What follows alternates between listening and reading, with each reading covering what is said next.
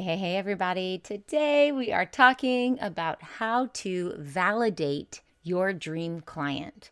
And what I mean by this is that once you decide who your dream client is, who your ideal target market is, how do you then go to that next step and say, okay, well, is that imaginary person that I just made up actually here? Does that person actually exist? Does that type of person have the problems that I have written down and am hoping to solve? And now we need to validate it. So that's what I'm talking about today. Stick around. You're listening to Marketing Tips with Meliss podcast.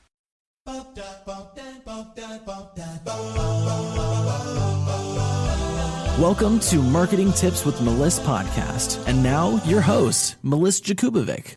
Now, when it comes to validating your audience, this is something really important that you need to do that most people forget to do or don't even think about. They just say, oh yeah, I want my target market to be a mom, age 35 to 60, who feels overwhelmed. Well, do those people exist? Where do you find them? And how do you know that they really want your service? That's when we take it to this next level of validation. Now we need to go out into the market and we need to actually find out if what you are offering is something that they need. Because if you go into a market and you say, I'm going to give you this thing, and you're not even sure if they need it, you're going to be wasting your time and your energy, and many times money, because it takes money to put things together to be able to offer something great and of high value. So we have to validate the audience.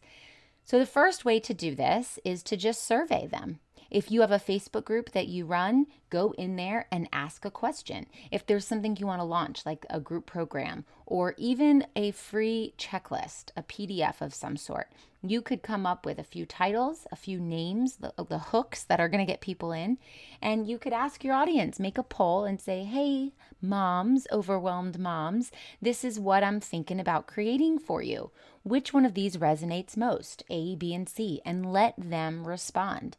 Or you can say, I have a course that I'm planning out and would like to launch in a couple of months. And before I get started, I just want to make sure this is something you really need. Which one of these things do you need the most? And then you have a poll there and you have them select their option.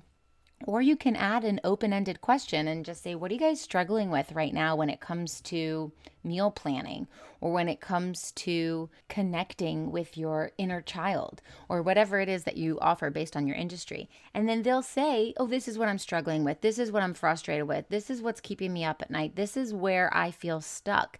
And you can create something based on what they are asking for, essentially, what they are struggling with. So you definitely want to survey your audience. I recommend all of my clients do this, and we have a process for doing this. But when you ask your audience what they need and then you go create it, your conversion rate is going to be higher because you're creating something that they want and you already know they want it before you create it. So if you just put something out into the world and you have 100 people, random people, and you say, here, I have this, do you want it? You might get one person, maybe two, 1 to 2%. But if you have 100 people who are all your target market, who have all admitted to struggling with this one thing, and you create something that's going to solve that problem, you're going to have a much higher percentage of people want to take you up on that offer because it's directly solving the problem that they've already told you that they had. So number one, survey your audience. Before I launch anything, I ask my audience what they want. Now, if you don't have a Facebook group, that's okay. You can send an email. You can post in a bigger Facebook group that is not owned by you, that has a lot of your target market in there. You can ask people in your industry who are going through similar things and find out that way. But you definitely want to ask an audience of your target market. And you can even do research by Googling or going to BuzzSumo or Google Alerts and search for what is trending to see if it is valuable now and relevant. And then you can proceed from there after you have done your research. Really important, number one, to validate your dream client is to do your research and survey your audience. Number two is to interview them. And I love this strategy, especially for people who are just now starting out, because it does a few things. Number one, it gets you all the information that you need. Number two, it gets you networking. And number three, it gets you to step outside of your comfort zone and start connecting with people, talking to them about what it is you do, showcasing your expertise, and really getting the insight into the mind of your dream client. I've had someone ask me if they could interview me, and I said sure, because I love to help. I'm also a sociology major, and so I understand the whole market research and understanding groups of people and how they feel a certain way. And so I love when people ask me to help them in their market research. I'm the type of person that when you're on a phone call with a big company and it's a recorded call and they say, at the end of this call, if you'd like to stay on for a survey, press 1. And it's always me. I'm always staying on for the survey. I want to give my opinion because I think it's helpful. So there are people like me out there who'd be happy to help you and give their opinion. I'm sure that you've been told over and over and over again that creating content is an essential part of your marketing plan. But if you're like most business owners, you might be stuck in analysis paralysis, trying to figure out what, where, and how to post. Or maybe you've been creating content like crazy, but you just aren't seeing the results you've been promised. I promise you, you're not alone.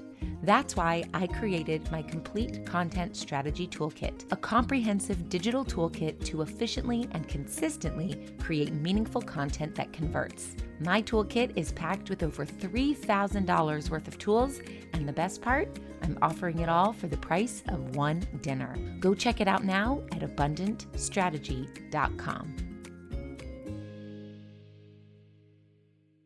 So to find these people, you want to post in groups, or if you happen to know people, you want to ask those people that you know if they know anybody else and say, hey, I just wanted to, no pressure, no sales call, none of that, just wanted to get into your mind, pick your brain for a little bit and ask you a few questions. Do you have 15 to 20 minutes to do that? And then you get on a call with them and you can ask them in-depth questions that are going to get you the answers that are going to be so powerful for your business growth.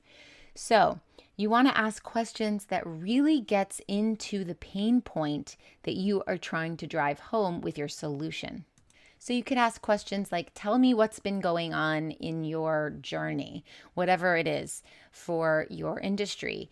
So if you're a fertility specialist, you can say, tell me what's been going on in your fertility journey and what are you currently struggling with, or what are your frustrations or your limitations. Or maybe you're a parenting coach or a sleep coach and you'll say to the moms, what's been going on with your baby's sleep habits, or what's been frustrating you, where are you struggling? Or if you're a health coach, you can say, what's been going on with your meal prep? Or where are you struggling with eating healthy? Things like that. So you want to find out what is their current situation. And you want to look back and also say, okay, based on where you were maybe a year ago or a few months ago, what has changed? Or you can have them look to the future and say, what would get you to where you want to be? What would that look like? What would you like that to include? Now, if you're really detailed and you already know what you're offering or what you think you're offering and you know what's going to be involved in your program, maybe you have meal guides and shopping lists, and maybe you have some blood tests that you want them to take or a saliva test to kind of find out what foods they're eating that are triggering them or something like that, then you can say, would it be helpful if I included meal plans? Would it be helpful if I included testing?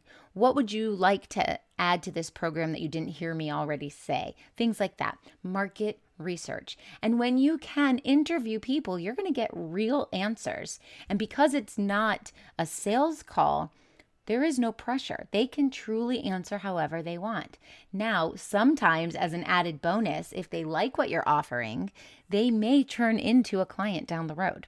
So you can even ask them at the end of the call, would you like me to keep you updated when this program actually launches? And I have found many of my clients do this.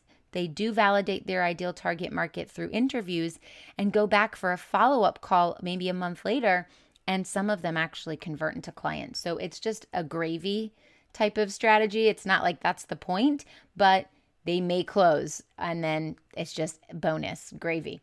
So asking questions is really going to be helpful, and trying to get what type of results they're looking for and to gauge where they are in their journey is also going to be very, very helpful.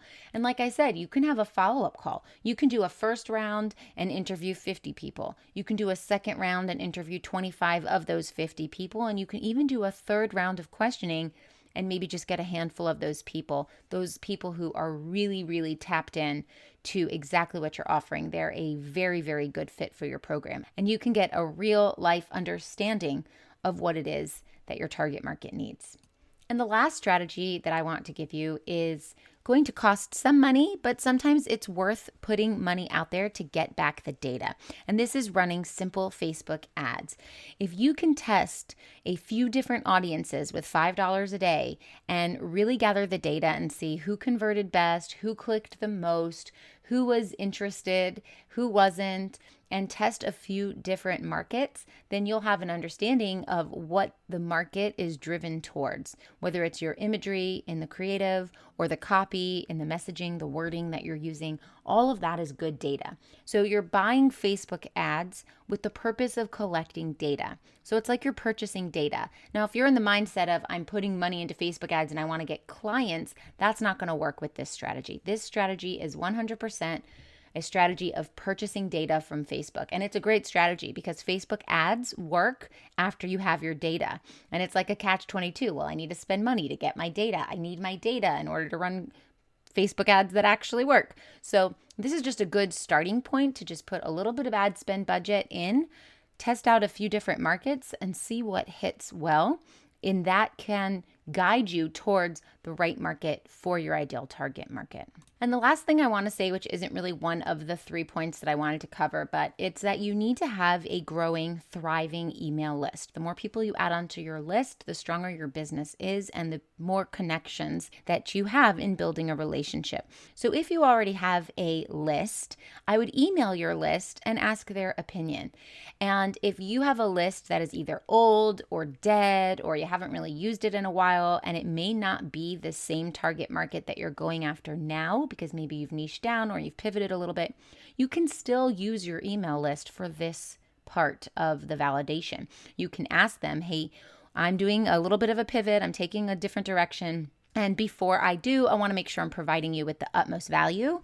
So here are a few questions, and if you can answer them back, that'd be great. Or if you want to hop on a call and just try to connect. Now, if you're really scared with connecting, this is a great time to step outside of your comfort zone and really move people in the right direction. Use it as an exercise for yourself and have this be about you stepping outside of your comfort zone, you getting the most information about your target market so that you know what you need to do in your business next, as opposed to it being about them. Now, I know that's a little bit different. Of course, service-based businesses are all about them. It's about helping and providing value and giving what they want. And ultimately, that is what you are doing by validating your target market. You can't give them what they want if you don't know who the target market is and what they want. But this part of the exercise is really about you in trusting yourself, in building those connections, in reaching out, in being resourceful, and in finding out exactly what it is they want before you go out and provide it, so that later on it can be about them and it will be much more powerful once you've done this step, the validation process. Okay, I hope this helps, and I'll talk to you soon. Thanks for listening to the Marketing Tips with Meliss podcast at www.marketingtipswithmeliss.com.